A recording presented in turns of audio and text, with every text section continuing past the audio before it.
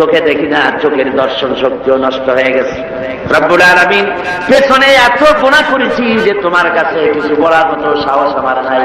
এই বলে যখন বান্দা কান্দে, আল্লাহ রব্বুল আলামিন বলেন, এইভাবে বুড়া বান্দা যখন আমার দরবারে হাত তুলে কাঁদতে থাকে, তখন আমার শরম হয় এই বুড়া মানুষটারে কেমনে আমি খালি হাতে ফিরাইয়া দেই। আমি খালি হাতে এই বুড়াটাকে ফিরাইতে পারি না। মানুষ যখন এভাবে কাঁদতে থাকেন, আল্লাহ রাব্বুল আলামিন ফেরেশতাদের জিজ্ঞেস করেন, ও আমার ফেরেশতারা, আমার এই বান্দাগুলা কাঁদে কেন? সব তো ঘুমায় গেছে, ওরা কাঁদে কেন? ফেরেশতা বলে, রব্বুল আলামিন তোমার বান্দা গুনাহ করেছে, জাহান্নামের আযাব থেকে মাপ চায়। আল্লাহ জিজ্ঞেস করেন, ওরা আমার জাহান্নাম দেখছে নাকি? বলে না দেখে নাই। ওরা আমারে দেখেছে নাকি? বলে না দেখে নাই। আমার বেহেশত দেখেছে নাকি? বলে না দেখে নাই। আল্লাহ বলেন, ফেরেশতারা আমার বেহেশত দেখে নাই, দোজখ দেখে নাই, আমারে দেখে নাই, শুধু আমার নবীর কথা বিশ্বাস করেছে, আমার কোরআনের কথা বিশ্বাস করে আরামের ঘুমকে হারাম করে এই গভীর রাত্রে কিভাবে কাঁদতেছে। ওদের কান্নায় আমার রহমতের দরিয়া জোশ মেরে গেছে। ও আমার ফেরেশতারা, তোরা সাক্ষী থেকে যা, আমার এই ক্রন্দনরত বান্দাগুলিকে আমি আল্লাহ মাফ করে দিলাম। আল্লাহ হচ্ছেন রহমান, রহিম, গফুর, গফফার। এই হিসাবে আল্লাহকে বিশ্বাস করতে হবে। তিনি আমাদের মালিক, তিনি আমাদের মনিব। এই আল্লাহরে মানুষ বিশ্বাস করে না। কয়েক পাতা ইংরেজি বই পড়িয়া তারপর কয় যে সব বুঝছি। বলে কি বুঝছো? কয় দেয়ার ইজ নো গড। মাথা খারাপ কথা। দেয়ার ইজ নো গড, আল্লাহ বলতে কেউ নেই, সব নাকি এমনি এমনি। এই যে আমাদের দেশে এক গরু পয়দা হয়েছে, আহমদ শরীফ, নাম শোনেন না আপনারা? আমরা বলেছি যে এটা তো আহমদ শরীফ না, এটার নাম হচ্ছে আহমাক। আহমাক শরীফ, শরীফ শরীফ মানে ভদ্র, আর শরীফ মানে দুষ্ট, আর আহমক মানে বেকুব। ওর হচ্ছে বোকা, একদিকে বোকা আর একদিকে দুষ্ট। বোকা কেন? বোকা এই জন্য বেচারা ডক্টরের ডিগ্রি করেছে, বিশ্ববিদ্যালয়ের শিক্ষক, লেখাপড়া বিজ্ঞান, অথচ মালিক ছেলে নাই, মালিক ছেলে। কিন্তু আমাদের দেশে গরুতেও মালিক ছেলে, গরুতে মালিক ছেলে না। বিলের মধ্যে, খোলার মধ্যে রাতের বেলা যাইয়া আপনি ডাক দেন আপনার গরুরে, যেখানে থাকুক আপনার কাছে ছুটে আসবে, ঠিক কিনা? বাড়িতে যদি গরু তো কিছুটা ভদ্র, কুত্তা, এই কুকুর আপনার বাড়িতে যদি শিকারী কুকুর থাকে, রাত্রিবেলায় যদি আপনার বাড়িতে আরেকজন যাই ওঠে আর যদি কাশি দেয়, তাহলে তাকে তাড়াইয়া নদী পার করে ছাড়বে না কেন? আর আপনি গত রাত্রে যান, আওয়াজ দেওয়া লাগবে না, শুধু একটা কাশি দেবেন, কুকুর এসে আপনার পায়ে ল্যাজ গুলাবে, মুখ ঘষবে, ঠিক কিনা? হ্যাঁ রে, আল্লাহ কুত্তায়ও মালিক ছেলে। আহমদ শরীফ এমন গরু, এমন কুকুরের চাইতো নিকৃষ্ট, মালিক রে চিনল না। জোরে কন্যা উজুবিল্লাহ। এমন কপাল পোড়া। যেই লেখাপড়া শিখতে পড়ে স্রষ্টাকে চেনা যায় না, ওই বিদ্যা 4 পয়সা মূল্য নাই। আছে মূল্য? মূল্য। আল্লাহ রাব্বুল আলামিনকে বুড়ো আঙ্গুল দেখায়। আল্লাহ আবার এগুলোর কিছু কয় চয়। পিঁপড়ায় যদি হাতিরে দেখে কয় যে কত বড় একখান হাতি হয়েছে, এই বলে যদি পিঁপড়া হাতিরে নিন্দা মন্দ করে, হাতি কি তেড়ে আসে নাকি? পিঁপড়াকে তাড়াত করে? করেন। মানুষ তো আল্লাহর কাছে মানুষগুলো কি? কিছুই না। পিঁপড়ার চাইতো ছোট। কিসের বড়াই মানুষে? আল্লাহ বলছেন, ওয়াল্লাহুল গানিয়্যু ওয়া আনতুমুল ফুকারা।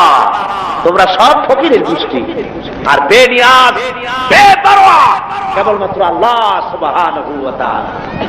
পড়েন সবাই, কুল হুয়াল্লাহু আহাদ, আল্লাহুস সামাদ, লাম ইয়ালিদ ওয়া লাম ইউলাদ ওয়া লাম ইয়াকুল লাহু কুফুয়ান আহাদ।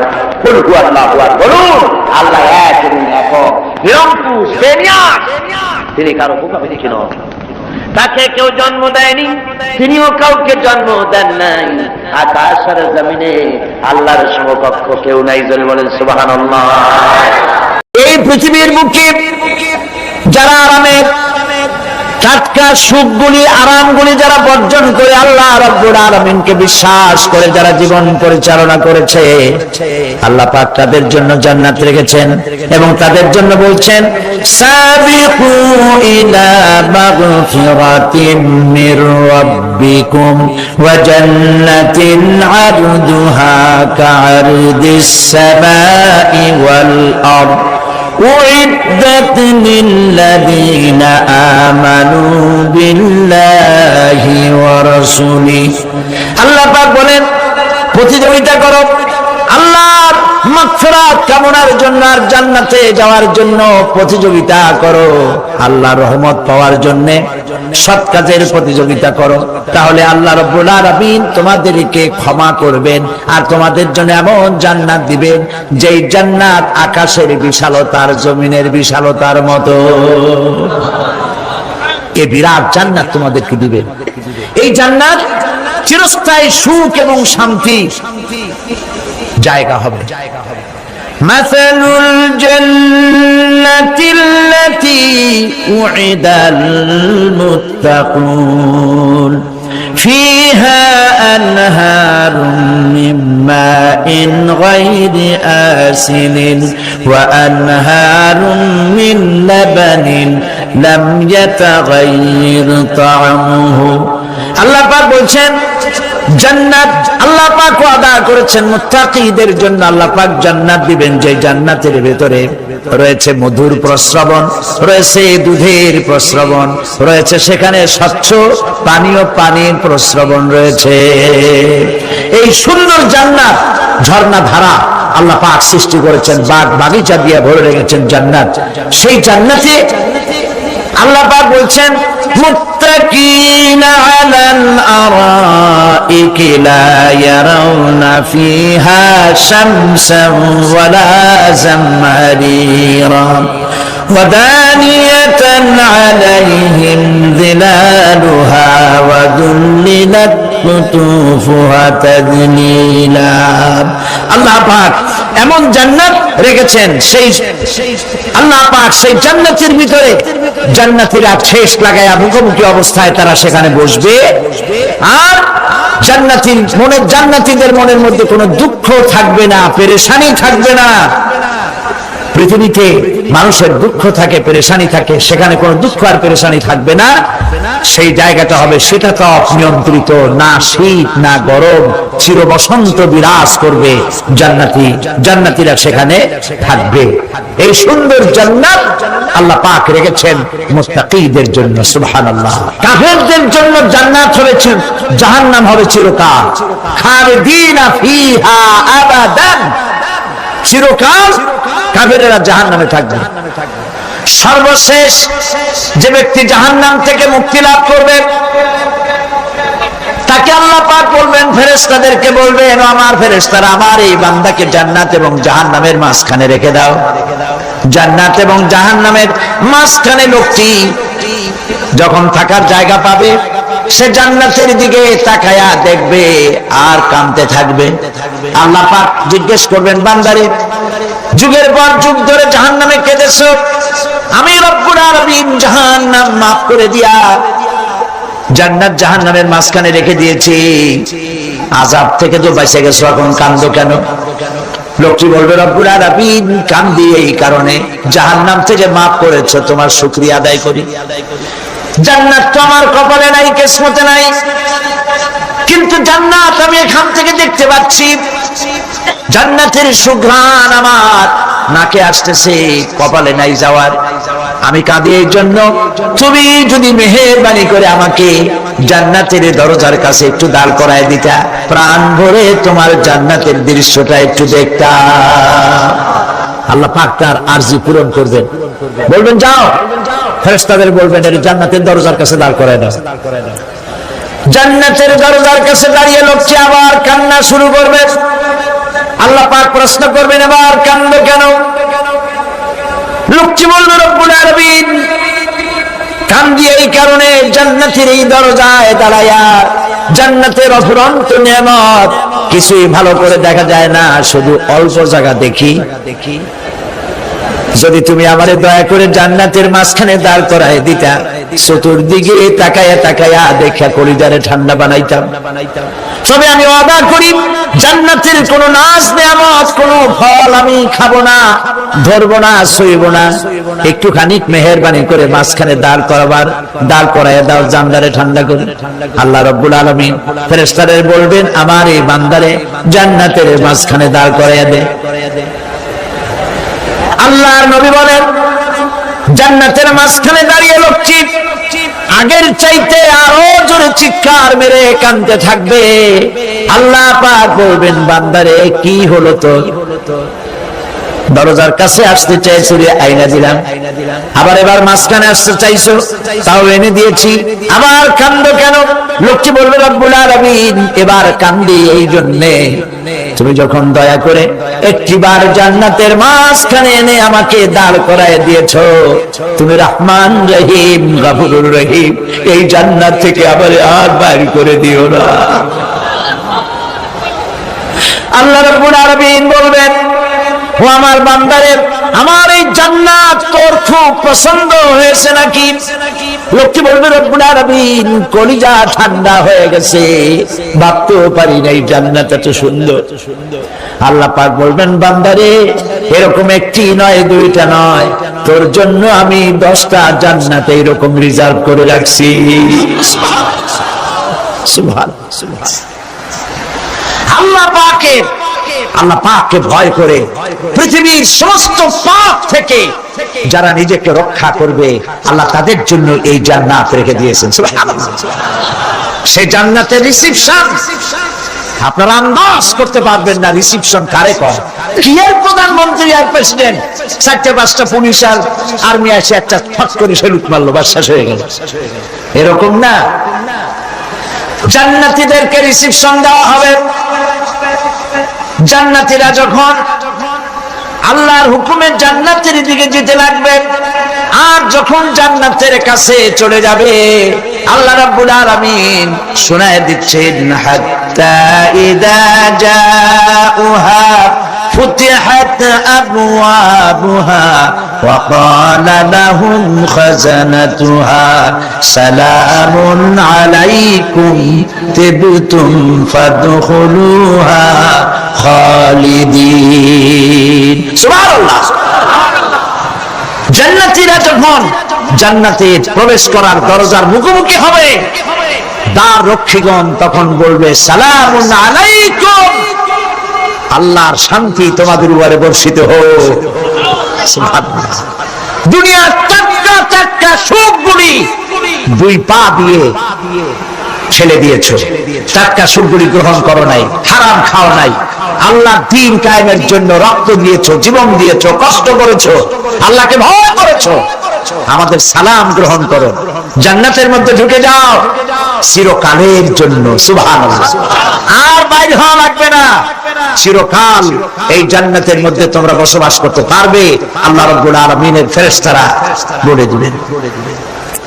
জান্নাতের মধ্যে আল্লাহ পাক হুরদের সঙ্গে জান্নাতীদের বিয়ের ব্যবস্থা করে দিবেন। কোরআনে কারীমে আল্লাহ পাক বলেন, মুত্তাকিইনা আলা সুরুজিম মাসফুফাতিন ওয়া যাওয়াজনাহুম বিহুরিন ঈন। সামনাসামনি ভাবে সাজানো সারি সারি আসন সমূহের উপর তারা ঠেস লাগায় বসে থাকবে, আর আল্লাহ রাব্বুল আলামিন হুরদের সাথে জান্নাতীদের বিয়ের ব্যবস্থা করে দিবেন। যেসব হুরের সঙ্গে বিয়ে হবে তাদের আল্লাহ পাক বিবরণ দিচ্ছেন কি রকম হবে তারা। লাম ইয়াতমিসহুন্না ইনসুন ওয়ালা জান, এর পূর্বে জিন এবং ইনসান এদেরকে কেউ স্পর্শ করে নাই। কিরকম তারা? কাআন্নাহুন্নাল ইয়াকুতু ওয়াল মারজান, যেমন ঝিনুকের ভিতরে মণিমুক্তা থাকে, এইভাবে আল্লাহ পাক তাদেরকে পবিত্র করে রেখে দিয়েছেন। আমার প্রিয় ভাইরা, আল্লাহ রাব্বুল আলামিন কোরআনে কারীমের ভিতরে বলেছেন, ফাবিআইয়ি আলা'i রাব্বিকুমা তুকাযযিবান, জান্নাত দান করে আল্লাহ পাক এবার জান্নাতীদেরকে সম্বোধন করে বলবেন, ইয়া ইবাদি লা খাউফুন আলাইকুমুল ইয়াওমা ওয়ালা আনতুম তাহজানুন। হে আমার বান্দারা, লা খাউফুন আলাইকুমুল ইয়াওম, আজ আর কোনো ভয় নাই। সুবহানাল্লাহ, সুবহানাল্লাহ। আজ আর কোনো ভয় নাই, কোনো চিন্তাও নাই, আরামে এই জান্নাতের মধ্যে বসবাস করো। এরপরে আল্লাহ পাক জিজ্ঞেস করবেন, ও আমার জান্নাতীরা, আমি যে সব ওয়াদা করছিলাম আমার ওয়াদা মোতাবেক সমস্ত নিয়ামত পেয়েছো? তারা বলবে হ্যাঁ পেয়েছি, সব নিয়ামত আপনার ওয়াদা মোতাবেক সব পেয়েছি। আল্লাহ রাব্বুল আলামিন বলবেন সব পাও নাই, ওয়ানাদাইনা মাজিদ, আমার কাছে আরো বেশি আছে। সুবহানাল্লাহ, আমার কাছে আরো বেশি আছে। জান্নাতীরা বুঝবে না সে আরো বেশিটা কি, এর থেকে আর বেশি কি। প্রিয় ভাই সব, নবী করিম সাল্লাল্লাহু আলাইহি সাল্লাম বলেছেন, জান্নাতের সুখ আর শান্তি কোন চোখ নাই যা দেখেছে, যা কোন অন্তঃকরণ নাই যা কল্পনা করতে পেরেছে। এই জান্নাত মুত্তাকিদের জন্য আল্লাহ রাখছেন। সুবহানাল্লাহ। জান্নাতীরা ভাবতেও পারবে না সেই নিয়ামতগুলি কি। প্রিয় ভাই সব, সেই মুহূর্তে আল্লাহর নবী মুহাম্মদুর রাসূলুল্লাহ সাল্লাল্লাহু আলাইহি ওয়াসাল্লাম বলবেন, রব্বুল আলামিন, আমার উম্মতেরা জান্নাতীরা বুঝতে পারে নাই আপনার কাছে কি নিয়ামত আরো বেশি আছে। আমার এই উম্মতেরা জান্নাতীরা আপনার ওয়াদা মোতাবেক সব পেয়েছে, কিন্তু একটি জিনিস এখনো তাদের কিসমতে হয় নাই। সেই জিনিসটা হলো, যারা তার রবকে না দেখে শুধু কোরআন আর হাদিসের কথা শুনে আরবের ঘুম হারাম করে তাহাজ্জুদের নামাজ আদায় করেছিল, চোখের পানি ফেলেছিল, যারা জান্নাত দেখে নাই, জাহান্নাম দেখে নাই, আপনাকে ভয় করে যারা জীবন পরিচালনা করেছিল, যারা আপনাকে দেখে নাই, না দেখে শুধু কোরআন হাদিস বিশ্বাস করে যারা অকাতরে নিজেদের জীবন বিলায় দিয়েছিল, এই জান্নাতীরা এখন পর্যন্ত তার রবকে দেখতে পারে নাই। আল্লাহ রাব্বুল আলামিন তার সামনে থেকে ৭০,০০০ পর্দা সরে যাবে। আল্লাহ পাক বান্দাদের আরজি পুরা করার জন্য জান্নাতীদের সামনে তিনি জালোয়া ফরজ হবে। কোরআন শরীফের ভিতরে আল্লাহ পাক বলেন, জান্নাতীরা তারা আল্লাহর দিকে, জান্নাতীরা তার রবের দিকে তাকিয়ে থাকবে, আর রব তার বান্দাদের দিকে তাকায়া থাকবে। প্রাণ ভরে জান্নাতীরা রবকে দেখবে। সুবহানাল্লাহ, আল্লাহ পাককে দেখবে।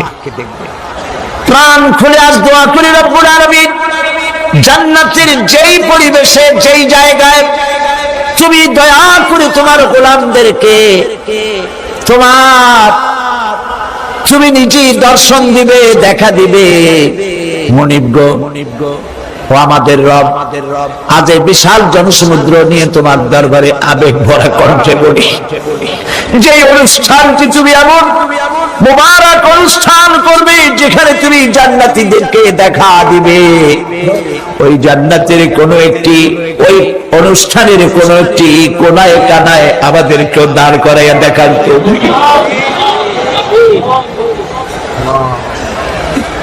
প্রিয় ভাই সব, আল্লাহ রাব্বুল আলামিন মানুষের সামনে এত সব নিয়ামত রেখেছেন, এই জান্নাত দান করবেন। এরপরে আল্লাহ রাব্বুল আলামিন কোরআনে কারীমের মধ্যে বলেছেন, রব্বিস সামাওয়াতি ওয়াল আরদি ওয়া মা বাইনাহুমার রাহমানি লা ইয়ামলিকুনা মিনহু খিতাবা। এসব পুরস্কার রয়েছে তোমাদের সেই রবের পক্ষ থেকে যিনি আকাশ আর জমিনের মালিক। সুবহানাল্লাহ বলবেন না? যার সামনে কথা বলার ক্ষমতা কারো হবে না। এটি একটি মারাত্মক কথা। কিয়ামতের দিন আল্লাহর দরবারে কেউ কথা বলতে পারবে না আল্লাহর নির্দেশ ছাড়া। একটি আকীদা পরিষ্কার করে নিয়ে যান আপনাদের, সে আকীদাটা এভাবে পরিষ্কার করুন, কোন পীর সাহেব, কোন খাজা বাবা, কোন মাওলানা, কোন মুহাদ্দিস, কোন বুজুর্গ আপনাকে সুপারিশ করতে পারবে না যদি না আল্লাহ পাক তাকে কথা বলার তৌফিক না দেন। মনে থাকবে এটা।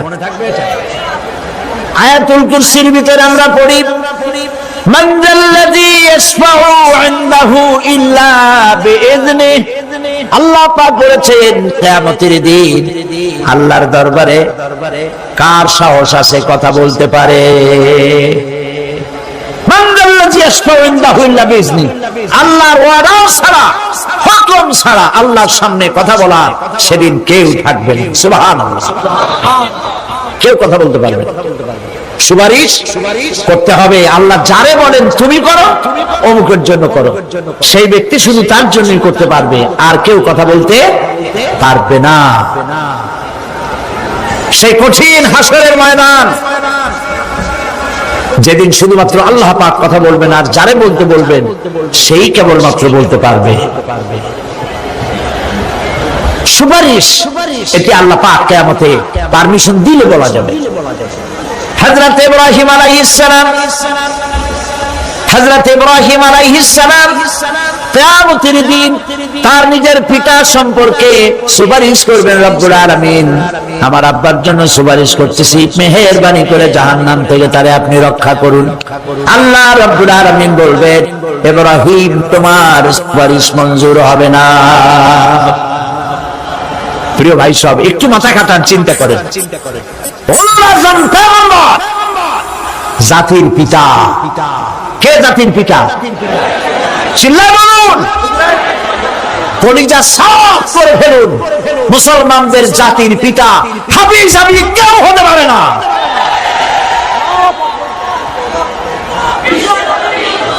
মিল্লাতা আবিকুম ইব্রাহিম। ইব্রাহিম আলাইহিস সালাম এই মিল্লাতের পিতা। সুবহানাল্লাহ। হযরত ইব্রাহিম আলাইহিস সালাম কিয়ামতের দিন বলবেন, আল্লাহ আমার আব্বার জন্য সুপারিশ করছি। আল্লাহ পাক বলবেন মঞ্জুর হবে না। আসর তোমার পিতা হতে পারে, কিন্তু আমার খলিলকে আগুনে ফেলার জন্য নমরুদকে সে সহযোগিতা করেছে, আমি তোমার পিতাকে ক্ষমা করব না। নবী করিম সাল্লাল্লাহু আলাইহি সাল্লামকে সাহাবায়ে কেরাম জিজ্ঞেস করেছেন, হে রাসূল, আপনার আব্বা এবং আম্মার অবস্থা কি হবে? নবী করিম সাল্লাল্লাহু আলাইহি সাল্লাম কেঁদে ফেলেছেন, সাফ বলেছেন, আমি তাদের কোনো উপকারে আসব না। আল্লাহু আকবার। আপনি মনে করছেন নাকি যে ইয়া নবী সালাম আলাইকা বলি অমনি নবী সুপারিশ পাবেন? এত সহজ। কতগুলা রসগোল্লা খাইলেন আর বড় একটা মিছিল করলেন, আর অমনি চলে যাবেন। পৃথিবীর সব মানুষ, সাহাবায়ে কেরাম বাদ দেন, পৃথিবীর সমস্ত মানুষ একত্রিত হয়ে আবু তালেব রাসূলুল্লাহকে যে ভালোবেসেছেন, ওর 1000 ভাগের 1 ভাগও সারা দুনিয়ার মানুষ রাসূলুল্লাহকেই ভালোবাসতে পারবে? পারবে? নিজের ছেলে আলীকে, আলী রাদিয়াল্লাহু তাআলা আনহুকে আলাদা বিছানায় শোয়াইয়া, ছোট্ট মানুষ হযরত আলী আলাদা জায়গায় রাখিয়া মুহাম্মদুর রাসূলুল্লাহ সাল্লাল্লাহু আলাইহি ওয়াসাল্লাম এতিম মানুষ তারে কলিজার সাথে বুকের মধ্যে আশ্রয় দিয়ে আগলে রেখেছেন বুক ভরে। সেই আবু তালেব মৃত্যুর সময় নবী করিম সাল্লাল্লাহু আলাইহি ওয়াসাল্লাম বলেছিলেন, চাচা একটি বার আমার কানে তাওহীদের কালেমা শোনায় দেন। আবু তালেব তার কিসমতে ছিল না কালেমা। মরে যাওয়ার পর একজন সাহাবী বলেছিলেন, ইয়া রাসূলুল্লাহ, মৃত্যুর সময় আবু তালেবের মুখ আমি নড়তে দেখেছি, তিনি কালেমা পড়েছেন সম্ভবত। রাসূলুল্লাহ সাফ বলেছেন, আমি শুনি নাই। এত ভালোবাসার পরেও হাদিস শরীফে এসেছে আবু তালেব জাহান্নামে যাবে। কোথায় যাবে? জাহান্নামে। সবচাইতে কম আযাব হবে কার? আবু তালেবের। কম আযাবটা কি? হাদিস শরীফে এসেছে কম আযাব হলো জাহান্নামের আগুন দিয়ে এক জোড়া জুতা তৈরি করে আবু তালেবের পায়ে পরিয়ে দেওয়া হবে। সেই জাহান্নামের আগুনের তৈরি করা জুতার তাপে আবু তালেবের মাথার ঘিলুগুলো টকবক করে বউ পড়তে লাগবে। এত ভালোবেসে যদি কিয়ামতের উপায় না হয়, আপনি ইয়া নবী সালাম আলাইকা, ইয়া রাসূল সালাম আলাইকা, আর কতগুলো জিলাপি খাইলেন, বড় একটা মিছিল করলেন। প্রিয় ভাই সব, এইসব বেদাত ছাড়ুন, এগুলি সুস্পষ্ট বিদাত। রাসূলুল্লাহকে ভালোবাসবেন, সাহাবীরা যেভাবে ভালোবেসেছেন ওইভাবে ভালোবাসবেন। আল্লাহ রাব্বুল আলামিন বলেন, যালিকাল ইয়াউমুল হক ফামান শাআ আত্তাখাযা ইলা রাব্বিহি মাআবা। এই দিনটি অবশ্যই আসবে, সেদিনটি নিশ্চিতভাবে আসবে।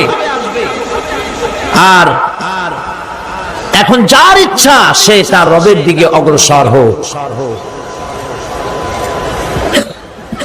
ইন্না আনজারনাকুম আযাবান করিবান ইয়াওমা ইয়ানজুরুল মার'উ মা কদ্দামাত ইয়াদাহু ওয়া ইয়াকুলুল কাফিরু ইয়া লাইতানি কুনতু তুরাবা।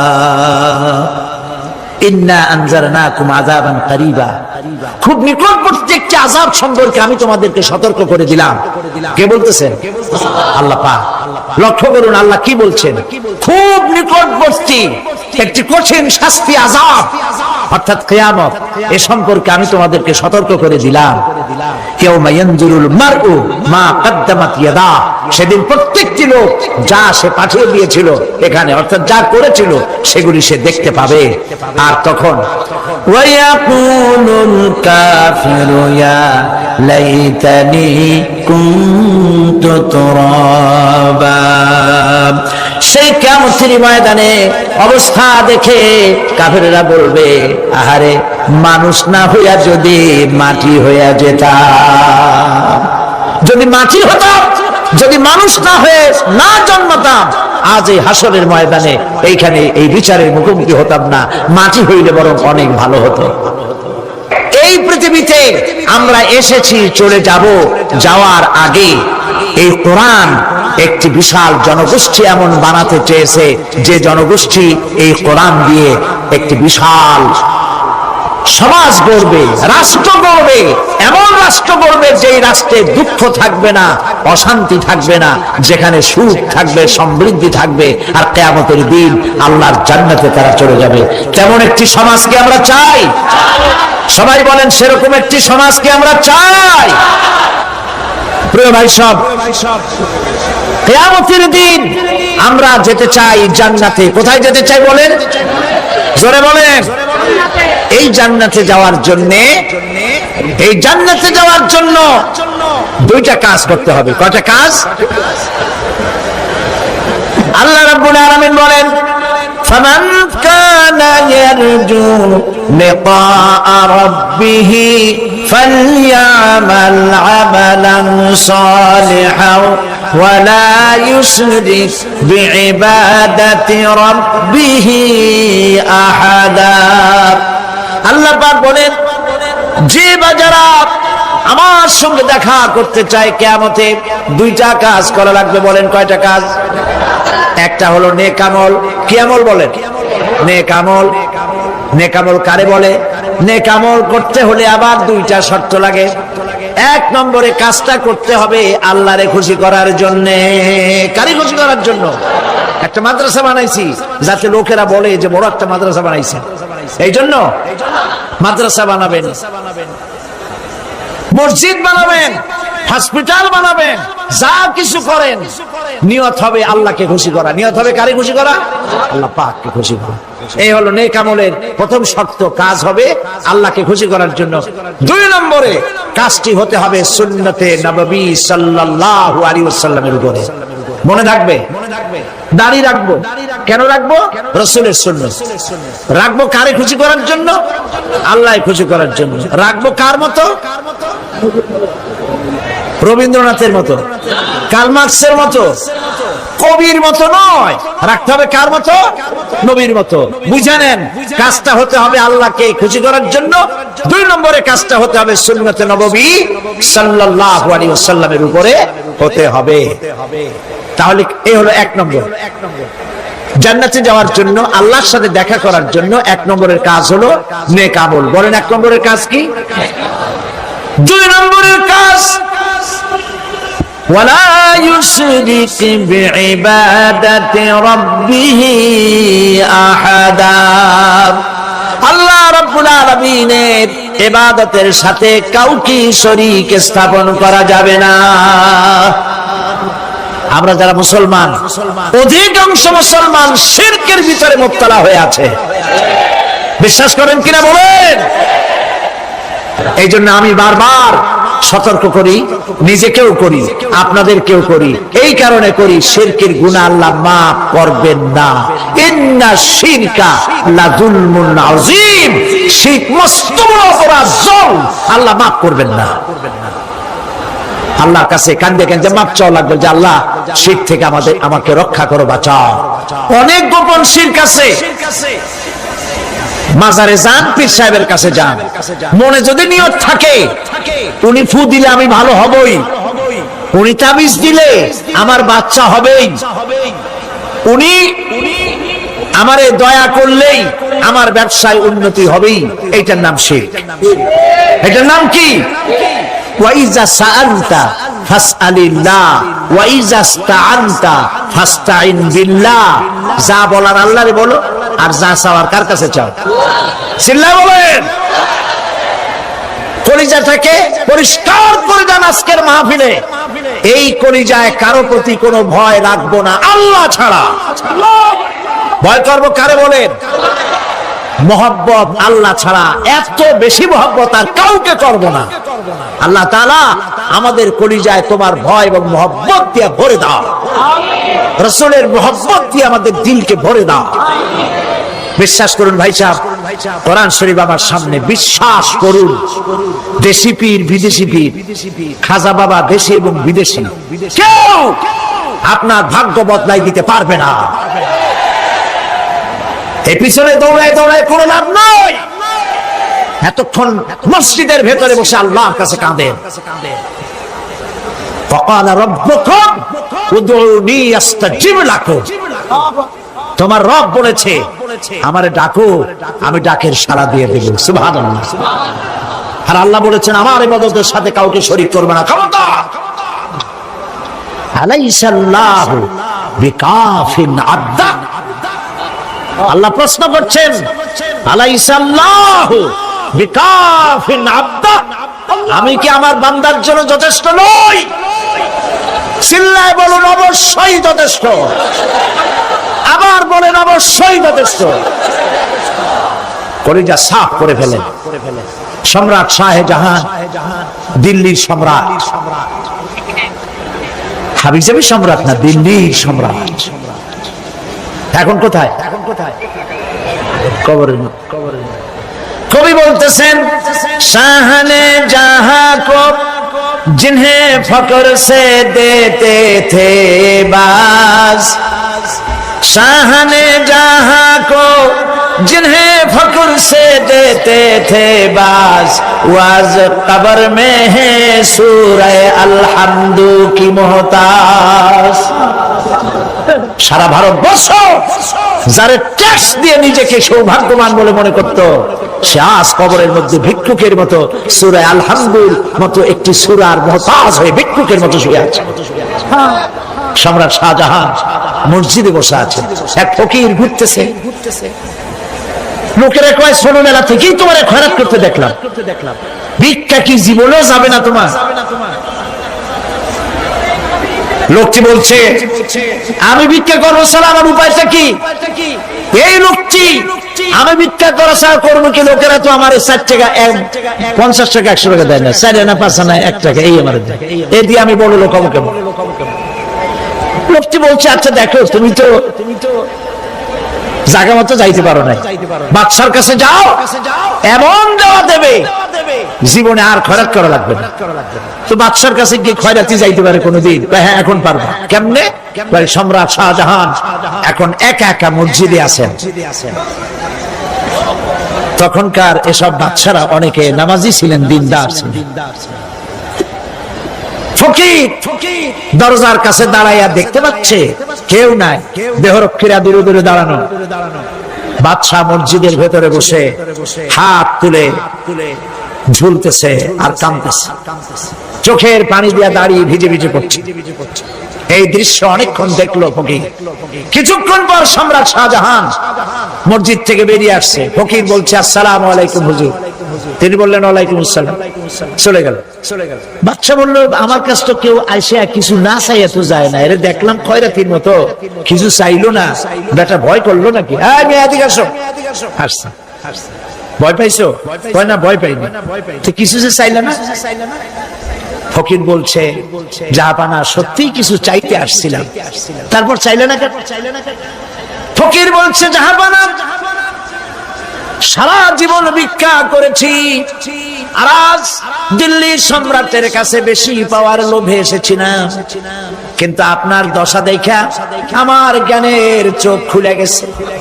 আমি লক্ষ্য করে দেখলাম, আমি সম্রাটের কাছে চাইতে এসেছি, হাত তুলি নাই, বিনয় প্রকাশ করি নাই, চোখের পানি ফেলি নাই, কিন্তু লক্ষ্য করে দেখলাম দিল্লির সম্রাট আমার চাইতেও বড় ভিক্ষুকের মতো। আবার কোন সম্রাটের কাছে হাত তুলে কান্দে? আমার জ্ঞানের চোখ খুলে গিয়েছে, আমি বুঝতে পেরেছি সম্রাট কান্দে যেই সম্রাটের কাছে, তারে ছাড়া আর কারো কাছে জীবনে চাইব না। এই কথাই সূরা ফাতিহায় প্রত্যেকদিন পড়ি, বুঝি না কি পড়ি? ইয়াকা না'বুদু ওয়া ইয়াকা নাস্তাঈন। আয় আল্লাহ, একমাত্র তোমার গোলামি করি আর তোমার কাছে সাহায্য চাই, তুমি ছাড়া কারো কাছে সাহায্য চাই না। কলিজা সাফ করুন। কোন মরা পীর, কোন জিন্দা পীর আপনার মনের আশা পুরা করতে পারবে না, পারবে না, পারবে না।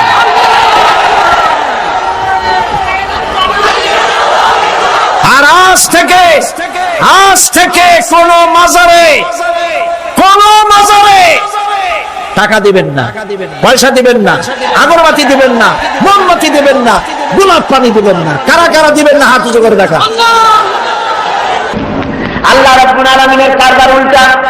যদি কোনো মানুষ গুনাহ করে, সেই গুনাহ থেকে যদি তওবা করে, চোখের পানি ফেলে যদি গুনাহ মাফ চায়, আল্লাহ বলেন শুধু গুনাহ মাফ করি না, গুনার খাতায় যে নাম থাকে ওই নামটাও আমি আল্লাহ মুছে ফেলে দেই। ওই নামটাও রাখি না, মুছে ফেলে দেই। সুবহানাল্লাহ।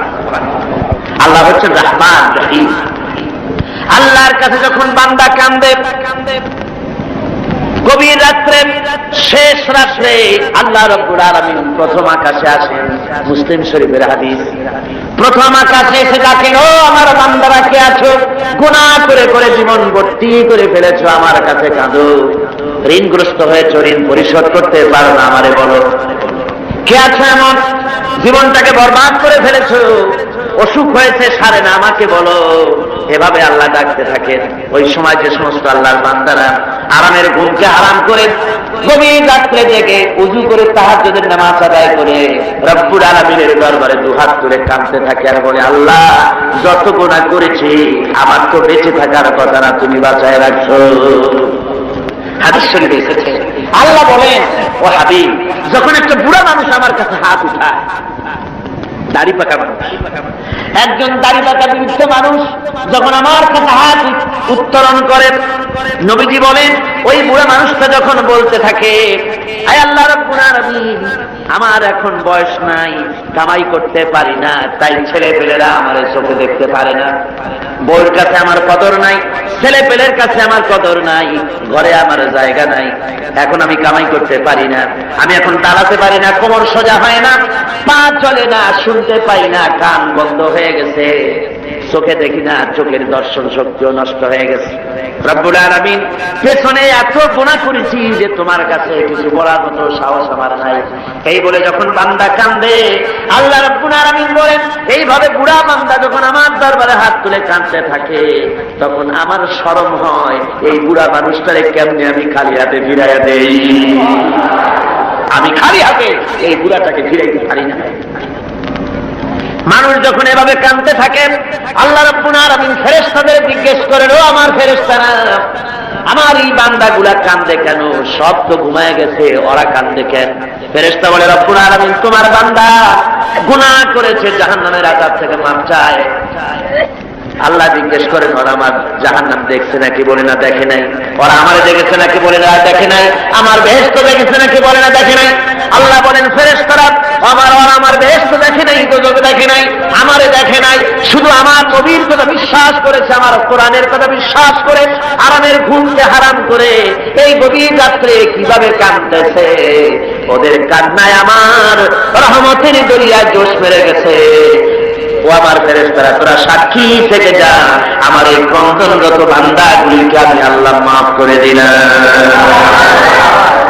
আল্লাহ হচ্ছেন রহমান, রহিম, গফুর, গফার। এই হিসাবে আল্লাহকে বিশ্বাস করতে হবে। তিনি আমাদের মালিক, তিনি আমাদের মনি।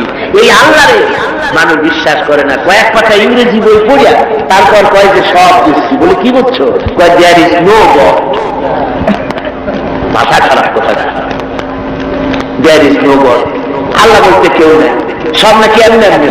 এই যে আমাদের দেশে এক গরু পয়দা হয়েছে, আহমদ শরীফ, নাম শোনেন না আপনারা? আমরা বলেছি যে এটা তো আহমদ শরীফ না, এটার নাম হচ্ছে আহমাক। আহমাক শরীফ, শরীফ শরীফ মানে ভদ্র, আর শরীফ মানে দুষ্ট, আর আহমক মানে বেকু। ওর হচ্ছে বোকা, একদিকে বোকা আর একদিকে দুষ্ট। বোকা কেন?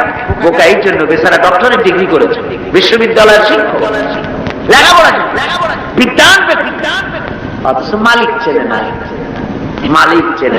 কিন্তু আমাদের দেশে গরুতেও মালিক ছেলে, গরুতে মালিক ছেলে না। বিলের মধ্যে, পোলার মধ্যে রাতের বেলা যাইয়া আপনি ডাক দেন আপনার গরুরে, যেখানে থাকুক আপনার কাছে ছুটে আসবে, ঠিক কিনা কর? বাড়িতে যদি গরু তো কিছুটা ভদ্র, কুত্তা, এই কুকুর আপনার বাড়িতে যদি শিকারী কুকুর থাকে, রাত্রিবেলায় যদি আপনার বাড়িতে আরেকজন যাই ওঠে আর যদি কাশি দেয়, তাহলে তাকে তাড়াইয়া নদী পার করে ছাড়বে না কর? আর আপনি গত রাত্রে যান, আওয়াজ দেওয়া লাগবে না, শুধু একটা কাশি দেবেন, কুকুর এসে আপনার পায়ে ল্যাজ গুলাবে, মুখ ঘষবে, ঠিক কিনা? হ্যাঁ রে, আল্লাহ কুত্তায়ও মালিক ছেলে। আহমদ শরীফ এমন গরু, এমন কুকুরের চাইতে নিকৃষ্ট, মালিক রে চিনল না। জোরে ঘন্না উজুবিল না, এমন কপাল পোড়া। যেই লেখাপড়া শিখতে পড়ে স্রষ্টাকে চেনা যায় না, ওই বিদ্যা 4 পয়সা মূল্য নাই। আছে মূল্য? মূল্য। আল্লাহ রাব্বুল আলামিনকে বুড়ো আঙ্গুল দেখায়। আল্লাহ আবার এগুলোর কিছু কয় চয়। পিঁপড়ায় যদি হাতিরে দেখে কয় যে কত বড় একখান হাতি হয়েছে, এই বলে যদি পিঁপড়া হাতিরে নিন্দা মন্দ করে, হাতি কি তেড়ে আসে নাকি? পিঁপড়াকে তাড়াত করে? করেন। মানুষ তো আল্লাহর কাছে মানুষগুলো কি? কিছুই না, পিঁপড়ার চাইতেও ছোট। কিসের বড়াই মানুষের? আল্লাহ বলছেন, ওয়াল্লাহুল গানিয়্যু ওয়া আনতুমুল ফুকারা। তোমরা সব ফকিরের গোষ্ঠী আর বেনিয়াজ, বেপরোয়া কেবলমাত্র আল্লাহ সুবহানাহু ওয়া তাআলা। পড়েন সবাই, কুল হুয়াল্লাহু আহাদ, আল্লাহুস সামাদ, লাম ইয়ালিদ ওয়া লাম ইউলাদ ওয়া লাম ইয়াকুল লাহু কুফুয়ান আহাদ। কুল হুয়াল্লাহু আহাদ, বলুন আল্লাহ এক এবং একক, নিরঙ্কুশ, বেনিয়াজ। তিনি কারো মুখাপেক্ষী নন, তাকে কেউ জন্ম দেয়নি, তিনিও কাউকে জন্ম দেন নাই। আকাশ আর জমিনে আল্লাহর সমকক্ষ কেউ নাই। জোরে বলেন সুবহানাল্লাহ। প্রচন্ড ক্ষমতার মালিক। রাতকে দিন বানাতে পারেন, সাগরকে নগর করতে পারেন, নগরকে সাগর বানায় দিতে পারেন। ফকিরকে ধরে প্রেসিডেন্ট বানায় দিতে পারেন, আবার কোটিপতিকে ভিক্ষুকে পরিণত করে দিতে পারেন। যে প্রেসিডেন্ট দেখা যায় গলা থেকে শুরু করে পা পর্যন্ত ফুলের মালা দিয়ে বোঝাই, সম্মানের কোনো অভাব নাই, আবার ফুলের মালার পরিবর্তে জুতার মালা পরাইয়া জেলখানার মধ্যে ঢুকাই দিতে পারেন আল্লাহ রাব্বুল আলামিন। পারে কিনা? জোরে কোন পারে কিনা? প্রচন্ড ক্ষমতার মালিক তিনি, সব দেখেন, সব শোনেন। অবশ্য রাতের বেলায় দেখেন না নাকি? আল্লাহ কি ঘুমায়? জোরে কোন আল্লাহ ঘুমান? লা তাখুযুহু সিনাতুন ওয়ালা নাওম, তার কোনো ঘুম নাই, তন্দ্রাও নাই, সব তিনি দেখেন এবং শোনেন। আল্লাহর উপরে এরকম ঈমান আনতে হবে, প্রচন্ড ঈমান তার উপরে রাখতে হবে, তার রহমতের উপরে ভরসা করতে হবে এবং এই কথা মনে রাখতে হবে যে আল্লাহ রাব্বুল আলামিন তিনি কেবল আমাদেরকে রহমত করতে পারবেন না, জাত করতে পারেন। ঈমান আনতে হবে আল্লাহর উপরে। আল্লাহর উপরে ঈমান আনার অর্থ হলো আল্লাহর হুকুম মানা, আল্লাহর আইন মানা, আল্লাহর বিধান মানা, আল্লাহর শাসন মানা। এই কোরআনে কারিমে আল্লাহ যেসব কথা বলেছেন সেই কথা অনুযায়ী জীবনকে পরিচালনা করা, এটাই হলো আল্লাহর প্রতি ঈমান আনা। ঈমান আনার কথা যেখানে আল্লাহ বলেছেন সেখানে বলেছেন ওয়াবিলুস সালিহাত। ঈমান যেখানে, আমলে সালেহের কথা সেখানে।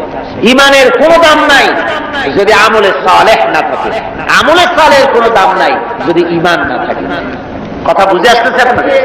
দেখুন কোরআনে কারীমের ভিতরে অন্যত্র এসেছে ইন্নাল্লাযীনা আমানু ওয়া আমিলুস সালিহাতি কানাত লাহুম জান্নাতুল ফিরদাউসি নুজুলা। নিশ্চয়ই যারা ঈমান এনেছে এবং আমলে সালেহ করেছে তাদেরকে আল্লাহ রাব্বুল আলামিন জান্নাতুল ফিরদাউস দিবেন। তো এই যে ঈমান যেখানে, আমলে সালেহ সেখানে। আমলে সালেহ না হলে, অর্থাৎ নেক কাজ, সৎ কাজ না হলে ঈমানের দাম নাই। এজন্য আমি দৃষ্টান্ত দিতে গিয়ে বলি ঈমান হলো একটা এক, ওয়ান, ওয়াহিদ, এক, একটা ফিগার। ঈমান হলো এক, আর আমলে সালেহ নেক কাজ হলো শূন্য। নেক কাজগুলি কি? কথা বলেন না কেন? নেক কাজগুলি কি? শূন্য। এখন দাম কার বেশি, একের বেশি না শূন্যের বেশি? অনেকে বলে কয় যে না শূন্যের দাম বেশি। বলে কিরকম? কয় যে একের সামনে শূন্য বসলো তো একের দাম বেড়ে গেল, 1-10 হয়ে গেল, আর একটা শূন্য দিলে 1-100 হয়ে গেল, কাজে শূন্যের দাম বেশি। আমি বলি আপনার থিওরি যদি ঠিক হয় তাহলে শূন্য বসাইতে থাকেন যতদূর পারে। তো বসাইলো একক, দশক, শতক, সহস্র, অযুত, নিযুত, কোটি, লক্ষ, পদ্ম, খর্ব, মহাখর্ব, নিখর্ব, এরকম করে করে জনমের মতো শূন্য বসাই দিল। আমি বললাম আপনার এখন একের দাম, আপনার এই শূন্যের দাম তো বেশি বললেন, আমি আমার এক উঠে পকেটে দিয়ে দিলাম, দেখি আপনার শূন্যের দাম কত। শূন্যের আর দাম থাকবে? কোন দাম থাকবে না। শূন্যের মূল্য হয় একের কারণে। শূন্যের মূল্য হয় কিসের কারণে?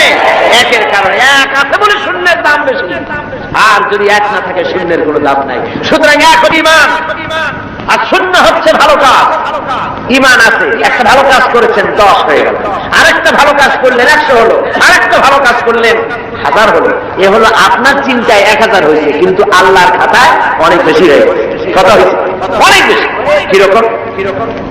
মানুষ যখন হযরত আদম আলাইহিস সালাম আর শয়তানকে আল্লাহ রাব্বুল আলামিন যখন পৃথিবীতে নির্বাসিত করে দিলেন, শয়তান তখন বলল যে আদমের কারণে আমার জীবন বরবাদ হয়ে গেল, আমার আমল নষ্ট হয়ে গেল, ওই আদম সন্তানকে আমি জাহান্নামের ভিতরে বেশি বেশি ঢুকাই দেব, আমি হায়াত চাই, কিয়ামত পর্যন্ত। আল্লাহ হায়াত দিয়ে দিলেন।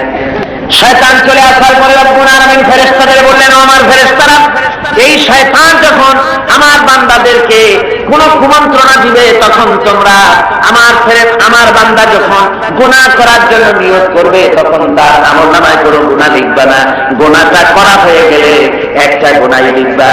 আর যখন আমার বান্দা যদি কোনো ভালো কাজ করার নিয়ত করে, কাজটা করে নাই, শুধু নিয়ত করেছে, একের পরিবর্তে একটা নেকি লেখা দাও।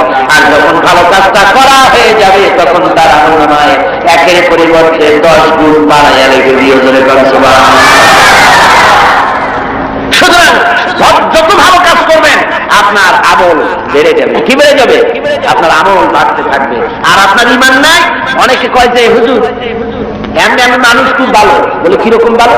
বলে মিথ্যা কথা কই না, তারপরে যে জায়গায় টিউবওয়েল নাই টিউবওয়েল করে দিই, কানা মানুষের চোখ ভালো করে দেওয়ার জন্য অপারেশনের ব্যবস্থা করি, এতে মিসকিনদের খাইতে দিই, অনেক ভালো ভালো কাজ করি, খালি না নামাজ পড়ি না, তাতে কি আমার ঈমান নষ্ট হয়েছে নাকি? আমি বলি ভাই ঈমানই তো না, এটা নষ্ট হবে। ইমান তো থাকা লাগবে। লা দীনা লিমান লা সালাতা লাহু, যার কাছে নামাজ নাই তার কাছে দিন নাই, ইমান নাই।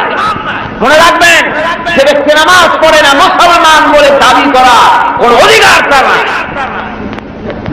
কোন দাম নাই। আপনি নামাজ পড়েন না তো আল্লাহর সামনেই মাথা নত হইল না, আপনি কিসের মুসলমান? ওরকম গরু শগুনিও খায়, কয় যে আমরা গরুর গোশত খাই, শগুনিও তো খায়। তা আমি দাঁড়িয়ে রাখি, রবীন্দ্রনাথ তো দাঁড়িয়ে রাখি, কার মার্কস তো দাঁড়িয়ে রাখছে, তাহলে কি হয়েছে? কথা বুঝতে পেরেছেন? সুতরাং মাথা নত করতে হবে, আল্লাহরে সেজদা দিতে হবে। এমনি এমনি মুমিন হতে খাওয়া যাবে না। সবে বরাত আসলো, মাশাআল্লাহ, আগের থেকে রেডি, রুটি তৈরি, গোশত তৈরি, তারপরে গোসল করবো কোন জায়গায় তাও তৈরি। শোনা আছে যে প্রত্যেক ফোটায় ফোটায় 100 করে নেকি হবে গোসলের পানিতে। তেল তোল মাইখা ভালো করে গোসলের জন্য রেডি হয়ে গেছে। গোসল টোসল করিয়া এরপরে গোস্ত খাইলো খুব, গোস্ত টোস্ত খায় খেয়ে তারপরে 2 রাকাত 6 রাকাত নামাজ পড়িয়া ঘুমায়। মনে করলো যে পিছনের গুনাহ মাফ হয়েছে। না, এত সহজ না। কথা বুঝতে পেরেছেন? এত সহজ না। শেষ রাত্রে ঘুমাইয়া ফজর নষ্ট করছে। ওই পাগলের এক পাগল বলছিল যে মিয়া তুমি গরু কেন? ভালো মানুষকে পাগলে বলছে তো গরু কেন? বুঝতেছি গরু তালাশ করি, একটা গরু কিনবো, পরশুদিন কোরবানি হবে, কোরবানির গরু তালাশ করি, কিনবো। পাওনার তো যেটা পাইনি, পাওনা তাতে কি হয়েছে? একটু মাঠে কত গরু একটা ধরে নিয়ে জবাই দিল। কয়েকদিন তো তুমি পাগল, তোমার কথা, পরের গরু জবাই দিলে তো গুনাহ হবে, আমি গরু কিনে জবাই দেবো। তুমি পাগল, আমি পাগল। পাগলে বলতেছে তুমি পাগল। তুমি কোরবানি উপলক্ষে একটা ভালো নিয়ত করে একটা গরু তুমি পারবা, সে যা করবে ভালো নিয়ত করিয়া কোরবানির দিনে নামাজ পড়িয়া এসে আল্লাহু আকবার বলবে, জবাই দিয়ে দেবে। এখন তুমি চুরি করছো, সেজন্য একটা পাপ হবে, আর আল্লাহ রাস্তায় কোরবানি করছো, সেজন্য একটা সওয়াব হবে। কোরবানির সওয়াব আর চুরির পাপ ভগ্নাংশের মতো কাটাকাটি হয়ে যাবে, গোশত খাওয়া পাপ। মুসলমানের অবস্থা তাই হয়েছে। সারা বছর গুনাহ করে, ওজনে কম, খাদ্যে ভেজাল, চুরি, ডাকাতি, জুয়া, মিথ্যে কথা সব বলে। সবে বরাতে সমানে ইবাদত করে মনে করে পিছনের গুনাহ মাফ হয়ে যাবে, আর রাতের বেলায় খাও গোশত আর রুটি খাই দেবো জনগণের। এটার নাম পাগলা না। আচ্ছা, আপনারা শিক্ষিত লোক যারা, তারা তো বোঝেন, আপনারা সবই শিক্ষিত ভালো মানুষ, আপনারা নিশ্চয়ই বোঝেন বোনাস। ঈদে বিভিন্ন মিল কলকারখানা বোনাস দেয়। বোনাসটা বোঝেন তো? একটু কথা না কইলে আমি বুঝি কেমন বোনাস বোঝেন। ধরুন আদমজি জুট মিল কর্তৃপক্ষ তারা ঘোষণা করেছে ঈদের একদিন আগে 28শে রমজান অথবা 29শে রমজান আমরা ঈদ বোনাস দেব। এখন ঈদ বোনাসের কথা শুনে ঢাকার থেকে গাড়ি গাড়ি ভর্তি লোক যাইয়া যদি গেটে দাঁড়ায় আমাদের ঈদ বোনাস দেবে, ঈদ বোনাস দেবে ওদের কথা। বোনাস কাদের জন্য? যারা মিলে এমপ্লয়, যারা কর্মচারী, ওদের জন্য বোনাস। বাইরের লোকেরা বোনাস বোনাস করে যদি বেশি চিল্লায় তাহলে বোনাস পিঠের উপরে দেবে না, পিঠের উপরে বোনাস দিয়ে দেবে। লাইলাতুল কদর, লাইলাতুল বারাত, লাইলাতুল মিরাজ, এগুলি হলো আল্লাহর পক্ষ থেকে মুমিনদের জন্য বোনাস। এই বোনাস কাদের জন্য? যারা নামাজি, যারা দিনদার, যারা চরিত্রবান, যারা ইমানদার, ওদের জন্য বোনাস। সারা বছর নামাজ নাই, শবে বরাত শেষ হয়ে গেলে নামাজ নাই, আর এরা বোনাস দিতে যায় আল্লাহর কাছে। সারা রাত জায়গায় থেকে ইবাদত করবা, আর পরের দিন থেকে আবার যে শয়তান সেই শয়তান। কথা বলছেন? ওই যে আমি এই কথাটা বললাম, ওমরউদ্দিন মুসলিম সাহেবের নাম মনে আছেন আপনাদের? আরে ভাই কথা বলেন, ওমরউদ্দিন মুসলিম সাহেব আল্লাহ তাকে বেহেশতে নসিব করেছে। শুনলাম কোন এক জায়গা থেকে উনি নৌকো বাইরে যাচ্ছে, তারপরে রোজার দিন একজনে কয় মুসলিম সাহেব আমার একটু নেবেন, আমি একটু যাবো। কোন জায়গায় দেখাম যাবো, তারপরে তারা নিয়ে সে বলছে যে আমি একটু ভাই আপনারা সাহায্য করি। কয় না, পাওয়া লাগবে না, আমি সব কামাই করি, তুমি বসো। অনেক দূর চলে গেছে। তারপরে সেই লোক একটা সিগারেট ধরেছে। আরে বিয়ে রোজার দিন তুমি সিগারেট ধরাইছো কেন? কয় যে আমি রোজা না। কেন রোজা না? কয় যে আমার পেট ব্যথা করে। পেট ব্যথা করে তুমি সিগারেট খাও কেন? তারপরে উনি নৌকা উল্টা কয় আপনি জান কোথায় উল্টা উল্টা দেয়? কয় যে তুমি যে জায়গায় উঠতে হবে সেই জায়গায় নামাবে। কয় যে না, আমার এই জায়গায় নামাবে না, আপনি কষ্ট করে উল্টে দেন না। কয় না, কোথায় শয়তান কোথায় নামাবো? যে জায়গায় শয়তান সেই জায়গায় নামাই দিয়ে আসবে। ওমরউদ্দিন মুসলিম সাহেব জিতাই আর শুনছেন না আমার ভাইরা, এই রকমের নামাজ নেই, রোজা নাই। অনেক আছে রোজার মাস আসলে গ্যাস্ট্রিকের ব্যারাম হয়, রোজা রাখে না। কি হয়েছে? কয় যে গ্যাস্ট্রিক। আল্লাহ জনমের মতো গ্যাস্ট্রিক বানাই দিতে পারেন কিনা? খবরদার, হুঁশিয়ার হয়ে যাবে। এই রমজান বরকতের মাস, রহমতের মাস, পবিত্র মাস। সুবহানাল্লাহ বলেন। আল্লাহ যেন সকলকে রোজা রাখার তৌফিক দেন, ধরে কোন আমিন। রোজা আসছে মানুষের চরিত্র ভালো বানাবার জন্য। খায় রে কপা, এই রোজা আসলে মুসলমানদের মেজাজ যায় খারাপ। হিন্দুরা বিকাল বেলায় মাছের বাজারে যায় না, মুসলমানদের রোজা মেজাজ খারাপ। বেলা 12টার সময় চোখ লাল, 2টার সময় গালাগালি, তারে বলা লাগে ভাই, তারে কয় সারা। লোকেরা কয় দুনিয়াতে চেষ্টা কয় যে রোজায় ধরছে। অফিসে গেছে, কাজ করতে পারে না, ঘুমায়। কয় লোক ঘুমায় কেন? কয় যে রোজায় ধরছে। যে রোজা তার চরিত্র ভালো বানাবে, সেই রোজা দিয়ে তার চরিত্র নষ্ট হচ্ছে, তার ঈমান নষ্ট হয়ে যাচ্ছে। তার কারণ কি? কারণ হলো ঘুম আসে, মেজাজ খারাপ হয়। মেজাজ খারাপ হয় কেন? পেটে অশান্তি হলে মেজাজ খারাপ হয়ে যায়। আল্লাহ বলছে যে সারাদিন একটু না খাইয়া থাকো। আপনি যদি না খাইয়ে থাকেন তাহলে আল্লাহর গোলায় অনেক খাদ্য জমা হবে নাকি? না, সেজন্য রোজা না। রোজার অনেক ফায়দার মধ্যে এটাও, গরিব মানুষ যে না খায়া থাকে সারাদিন, দুইজনও বোঝো, এটাও একটা। কিন্তু আমরা সারাদিন না খাইয়া ওই ইফতারের সময় সুদে আসলে সব উসুল করি, পেঁয়াজি, বেগুনি, ছোলা, মুড়ি, বুট, জনমের মতো খাইয়া মাগরিবের আগে শেষ হয় না, ও মাগরিবটা পড়ে আসি, তারপরে এমন খাওয়া খায়। খাইয়া তারপরে ডাক্তারের কাছে গেছে, কয়ে ডাক্তার সাহেব আমি তো শ্বাস করতে পারি না। কেন? কয়ে খাইছি বেশি, সবে বরাত তো খুব বেশি খেয়ে ফেলাইছি। প্রায় 2টা ট্যাবলেট খাও আর 1 গ্লাস পান। খাওয়া খায়, পেটে উদ মারা যায়, এমন খাওয়া খায়। এরপর তো ঘুম আসবে, এরপর তো মেজাজ খারাপ হবে। আর আমার সার ঔষধ সমানে বিক্রি হবে। আবার এই যে অবস্থা, এই অবস্থার জন্য আমরা আমাদের ভাই হতে হবে। এই পবিত্র রজনী আল্লাহ পাক বোনাস স্বরূপ দিয়েছেন দিনদার, ইমানদার, পরেজগার তাদের জন্য, যারা জীবনকে তৈরি করবে ওদের জন্য এই রাত দিয়েছেন। এই রাতকে বেশি বেশি ইবাদত করে জীবনকে পরিশুদ্ধ করতে হবে, আমলে সালেহ করতে হবে, নেক কাজ বেশি বেশি করতে হবে। নেক কাজ কারে কয় সেই ব্যাখ্যাটা সংক্ষেপে দিয়েছি। নেক কাজ আল্লাহ রাব্বুল আলামিন বলেন, আল্লাযী খালাকাল মাউতা ওয়াল হায়াতা লিয়াবলুয়াকুম আইয়ুকুম আহসানু আমালা। আল্লাহ পাক বলছেন, আমি মৃত্যু এবং জীবনকে সৃষ্টি করেছি এই জন্য যে তোমাদের মধ্যে আমলের দিক থেকে কে উন্নত সেটা যাচাই করার জন্য। এখন আমলে আহসানে আমল, উন্নত আমল কি তার ব্যাখ্যা কি? উন্নত আমলের জন্য 2টা শর্ত। উন্নত আমলের জন্য কয়টা শর্ত? ভালো করে বোঝেন আর শোনেন। উন্নত আমলের জন্য 2টি শর্ত। একটি শর্ত হচ্ছে আমলটা হতে হবে আল্লাহর রেজামন্দির জন্য, আল্লাহকে খুশি করার জন্য আমলটা হতে হবে। 2 নম্বর শর্ত হচ্ছে আমলটা হতে হবে সুন্নাত নববীর উপরে, রাসূল পাক যেভাবে কাজটি সম্পাদন করেছেন তার উপরে হতে হবে, তাহলে এটা হবে আহসানে আমল। আপনি নামাজটা কেমনে পড়বেন? আপনার পীর সাহেব যেমন পড়েন ওই রকম, আপনার মাওলানা সাহেব যেমন পড়েন ওই রকম, আপনার মুহাদ্দিস সাহেব ওই রকম না। আমার নামাজ পড়তে হবে, রাসূল পাক সাল্লাল্লাহু আলাইহি ওয়াসাল্লাম বলেছেন, সাল্লু কামা রাআইতুমুনি উসাল্লি। নামাজ পড়ো সেইভাবে যেভাবে আমাকে পড়তে দেখো। সুবহানাল্লাহ। রাসূল হচ্ছেন মডেল, সব ব্যাপারে আদর্শ। জনাবে মুহাম্মদ রাসূলুল্লাহ সাল্লাল্লাহু আলাইহি ওয়াসাল্লাম, তার অনুকরণ অনুসরণ জীবনের সব ক্ষেত্রে করতে হবে। তাহলেই প্রত্যেকটি কাজ আহসানে আমল হবে, উন্নত মানের কাজ হবে। যদি সত্যিকারের আমরা সে আমলটাকে আল্লাহকে খুশি করার জন্য করি, তাহলে বুঝতে হবে প্রথম কাজ ঈমান, 2 নম্বরে নেক কাজ। 2 নম্বরে কি? নেক কাজ। যদি ঈমান না থাকে আর অনেক ভালো ভালো কাজ আপনি করেছেন, তাহলে হবে 0 + 0 + 0 সমান কত হবে? 0ই। এই জন্য কাজটি আল্লাহকে খুশি করার জন্য হতে হবে, নেক কাজ দিয়ে জীবনকে ভরে ফেলে দিতে হবে, জীবনকে ভরে ফেলে দিতে হবে।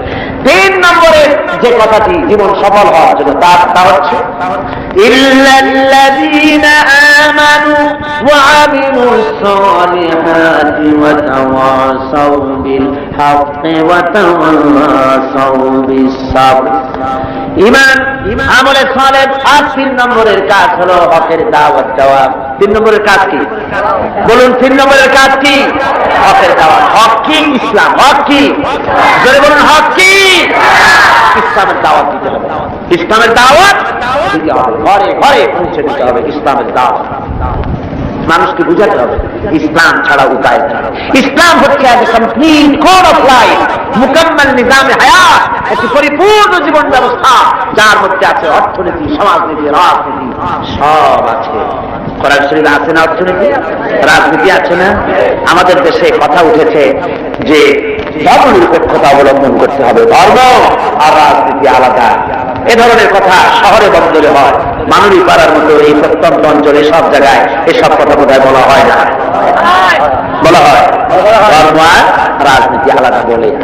আমার ভাইরা মনে রাখবেন, ধর্ম নিরপেক্ষ মতবাদ এটি একটি কুফরি মতবাদ। যারা বলে এটি কি মতবাদ? দুনিয়ার সব আলিম, সব মুহাদ্দিস, সমস্ত মুফাসসির একমত, ধর্ম নিরপেক্ষ মতবাদ হচ্ছে কুফরি মতবাদ। যেহেতু আল্লাহর কথার সাথে সম্পূর্ণ কন্ট্রাডিক্টরি কথা, সাংঘর্ষিক। আল্লাহ বলছেন ইয়া আইয়ুহাল্লাযীনা আমানু আতিউল্লাহ ওয়া আতিউর রাসূল ওয়া উলিল আমরি মিনকুম। ও বিশ্বাসীরা, তোমরা যারা আমার উপর ঈমান এনেছো, আল্লাহর পরে আল্লাহর আনুগত্য করো, রাসূলের আনুগত্য করো। কোন ক্ষেত্রে আনুগত্য করো? সকল ক্ষেত্রে। কিন্তু ধর্ম নিরপেক্ষবাদী যারা, তারা বলে যে ধর্ম ব্যক্তিগত ব্যাপার, ধর্ম ব্যক্তিগত ব্যাপার, জীবনের সব ক্ষেত্রে ধর্ম পালন করা যাবে না, এই কথাই তারা বলে। অর্থনীতিতে, সমাজনীতিতে, রাজনীতিতে ধর্ম পালন করা যাবে না, ধর্ম ব্যক্তিগত ব্যাপার। তাহলে কোরআনের আয়াতের সাথে সাংঘর্ষিক হলো না? জোরে বলে সাংঘর্ষিক হলো না? এই জন্য ধর্ম নিরপেক্ষ মতবাদ হচ্ছে একটু কুফরি মতবাদ।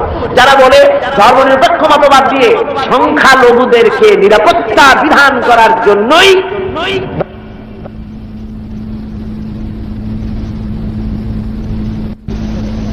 ধর্ম নিরপেক্ষ মতবাদ, এই কথা যারা বলে তাদের জন্য দেখতে হবে ভারতে ধর্ম নিরপেক্ষ মতবাদ একটি স্বীকৃত শাসনতান্ত্রিক স্বীকৃত মতবাদ। কিন্তু এই মতবাদ দিয়ে তাদের দেশে তারা কি সংখ্যালঘুদের জান মাল এবং তাদের উপাসনালয়কে নিরাপত্তা দিতে পেরেছে? জোরে বলেন, পেরেছে? ধর্ম নিরপেক্ষ মতবাদ আর একবার প্রমাণ করে দিল যে এটা কোনো মানুষের জন্য সঠিক মতবাদ হতে পারে না। ওরা বাবরি মসজিদ ভেঙেছে, ভারতের প্রধানমন্ত্রী নরপশু রাও, এটা নরসীমা না, এটা নরপশু। পৃথিবীতে কোন মানুষ আজ পর্যন্ত মসজিদ ভাঙ্গার অপরাধ পৃথিবীতে কেউ করে নাই, ঠিক কিনা করে? কেউ করেনি। এই পৃথিবীর সবচেয়ে নিকৃষ্ট শয়তান নরপশু ভারতের প্রধানমন্ত্রী, এটা কি শয়তান? ওটা কি? এই শয়তানটি বিজেপি দিয়ে মসজিদ ভাঙায়। বাবরি মসজিদের উপরে যখন শাবল এবং কোদাল চলতেছিল, CNN কেবল নিউজ নেটওয়ার্কের মাধ্যমে যখন আমরা এই দৃশ্য দেখেছি, আমার তো মনে হচ্ছিল যে এই শাবলগুলি মসজিদের উপরে পড়ছে না, বরং পৃথিবীর 825 কোটি মুসলমানের কলিজার উপরে পড়ছে। মুসলমানদের কলিজা ভেঙে চুরে ওরা টুকরা টুকরা করে দিচ্ছে। মসজিদ ভাঙা হয়, এরপর সে মুসলমানের কলিজায় আগুন জ্বলে না, ওইটা কি মুসলমান? ওইটা কি মুসলমান? ভারতের মুসলমানেরা তারা রাস্তায় নেমেছে, নিরস্ত্র প্রতিবাদ করতে রাস্তায় নেমেছে। নরপশু পুলিশেরা এই মুসলমানদেরকে গুলি করে পাখির মতো শিকার করেছে। যখন মসজিদ ভাঙা হয়, পুলিশেরা রাইফেল নিয়ে নীরব হয়ে নীরব দর্শকের ভূমিকা পালন করে, একটা ফাঁকা গুলিও করে না, অথচ মুসলমান গুলি মেরেছে। একটা দুইটা না, হাজার হাজার মুসলমান মেরেছে। এ পর্যন্ত শত শত মসজিদ ভেঙে তারা টুকরা টুকরা করে ফেলেছে। ভারতের একটা বড় রকমের এজেন্ট, বড় রকমের দালাল ভারতের একটি দল আমাদের দেশে কাজ করে, আছে না? আছে কিনা? কম। ভারতের এই গোলামেরা বাংলাদেশ পার্লামেন্টে যখন ভারতের এই কাজের প্রতিবাদ আর নিন্দা জানাচ্ছিল, সেই গোলাম দলটি যদি 5 ভাগ বলেছে মসজিদ ভাঙার কথা, 95 ভাগ বলেছে ভারতের স্বার্থের কথা। জোরে কর নাউযুবিল্লাহ। ওরা মসজিদ ভেঙেছে, টুকরা টুকরা করে দিয়েছে। আমরা মসজিদ ভাঙার প্রতিশোধ নিতে গিয়ে বাংলাদেশে কোনো মন্দির ভাঙতে পারি না, ঠিক কিনা? যারা বলেন ঠিক কিনা? মন্দির ভাঙা যাবে না। যদি কেউ মন্দির ভেঙে থাকে কোথাও, নিশ্চয়ই সব অপরাধ করেছে। আমরা ইসলামের প্রতিশোধের নীতিতে বিশ্বাসী নয়। অপরাধ করেছে ভারতীয় হিন্দুরা, সেজন্য বাংলাদেশের হিন্দুরা দায়ী নয়। ভারতের বাবরি মসজিদ ভাঙার ব্যাপারে বাংলাদেশে বসবাসরত নাগরিক হিন্দুরা কিছুতেই দায়ী নয়, ঠিক কিনা? একথা মনে রাখতে হবে। তবে ভারতকে এর মাসুল দিতে হবে, এর মাসুল দিতে হবে, কোনো সন্দেহ নাই। ভারত, তাকে মনে রাখতে হবে, ভারত রাশিয়ার চাইতে শক্তিশালী নয়, রাশিয়ার মতো প্রচন্ড শক্তিশালী দেশ, পারমাণবিক অস্ত্রের গুদাম যার কাছে, রাসায়নিক অস্ত্রের গুদাম যার কাছে, সেই রাশিয়া আফগানকে ভাঙতে এসে রাশিয়া নিজেই ভেঙে চুরা টুকরা টুকরা হয়ে গেছে, যায় নাই? আজকে পবিত্র লাইলাতুল বারাত, আপনারা বিশ্বাস করুন, নরপশুরাও ভারতের বাবরি মসজিদকে যেভাবে ভেঙেছে, মসজিদের ইটগুলো যেভাবে টুকরা টুকরা করেছে, গোটা ভারত ইতিহাসে থেকে, মানচিত্র থেকে, পৃথিবীর মানচিত্র থেকে টুকরা টুকরা হয়ে বুঝে যাবে ইনশাআল্লাহ।